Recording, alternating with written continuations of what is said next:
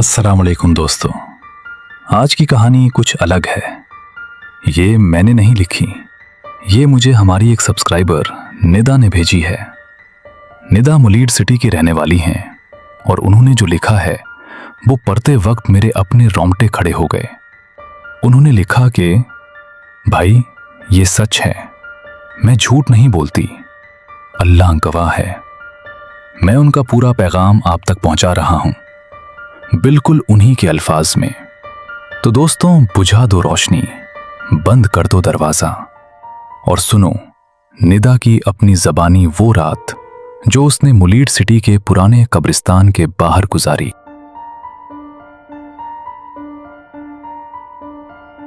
भाई, मैं आज भी उस रात को सोचती हूँ तो हाथ कांपने लगते हैं।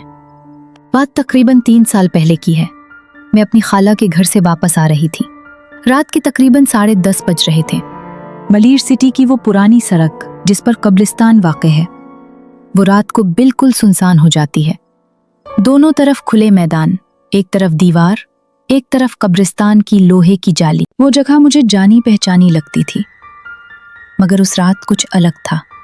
हुआ बंद थी, कोई शोर नहीं था और कब्रिस्तान के बाहर लगी पुरानी बत्ती भी बंद थी। रक्षा रोककर उतरी क्योंकि आगे सड़क पर काम चल रहा था और रास्ता बंद था। ड्राइवर ने कहा दूसरा रास्ता लो। मैंने पैसे दिए और पैदल चलने लगी। तभी मुझे आवाज आई।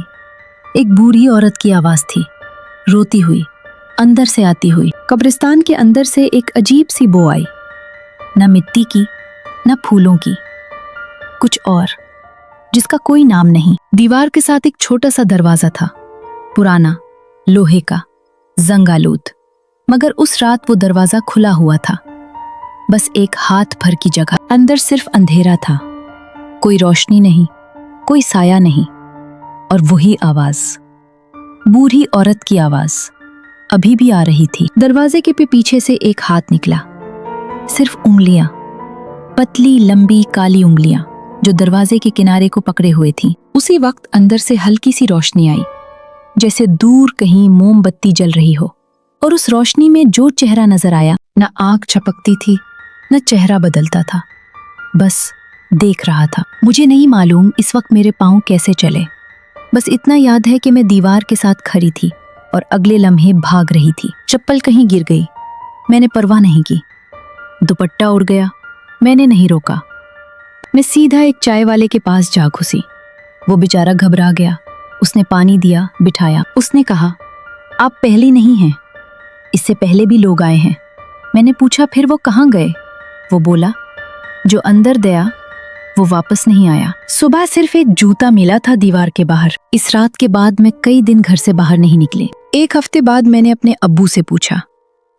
उन्होंने बहुत देर खामोश रहकर कहा, यह कब्रिस्तान बहुत पुराना है, यहाँ कुछ कब्रें ऐसी हैं जो मुकम्मल नहीं हैं। उन्होंने कहा, कुछ रूहें ऐसी हैं जो कभी सुकून से दफन नहीं हुई और वो रात को आवाज देती हैं।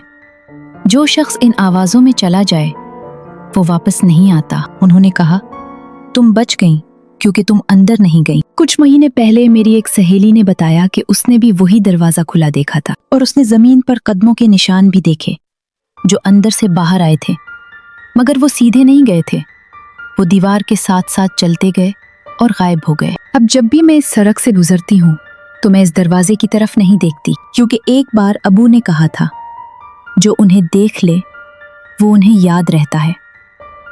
कुछ रातों में वो दरवाजा फिर खुलता है, वो उंगलियां, वो चेहरा, और मैं चीख कर उठ जाती हूँ। फिर खिड़की पर एक लम्हे के लिए लगता है जैसे कोई बाहर से हाथ रखे खड़ा है, बस एक लम्हा, फिर नहीं।